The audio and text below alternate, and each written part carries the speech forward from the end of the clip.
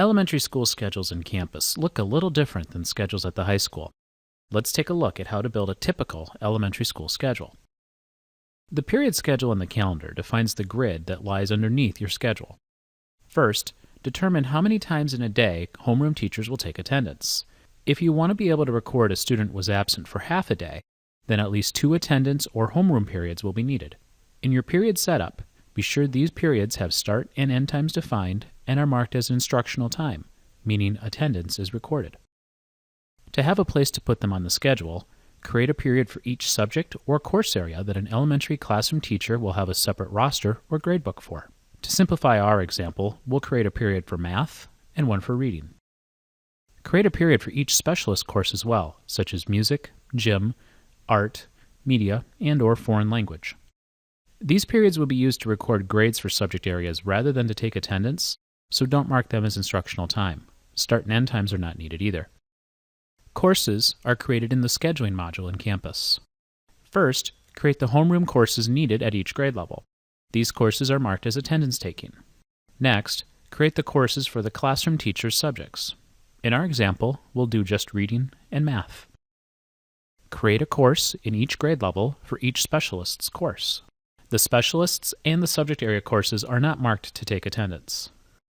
A teacher meets with students for a particular course in a section, so we'll create those next. For each teacher, create a section of each homeroom course. Sections are assigned a section number, which is the part after the dash. Keep track of which section number is for each teacher. These sections are scheduled into the attendance period. Since they're for the course marked to take attendance, students' attendance will be able to be recorded there. Next, we'll create the sections for the subject area courses. Use the section numbers to match them up to the section in the homeroom course for the teacher to whom it belongs. In this case, Section 1 will be Ms. Peterson's, Section 2 will be for Mr. Rodriguez.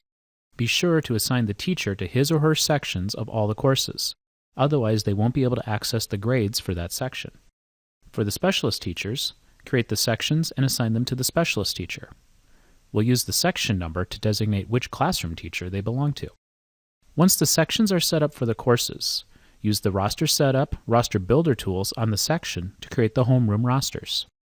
Once the homeroom rosters are built, use the Roster Copy tool to copy the homeroom roster to the subject area courses and to the specialist courses, matching on the section number.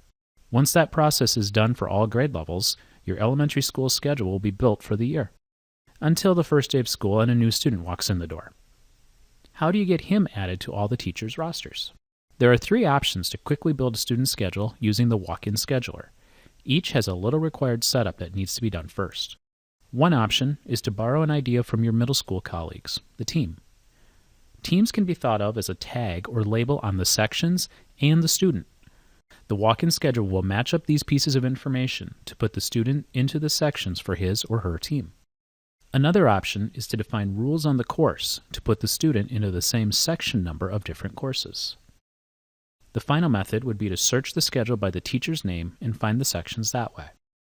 Consult the campus community for more details about the scheduling process and the tools used to build your elementary school schedule.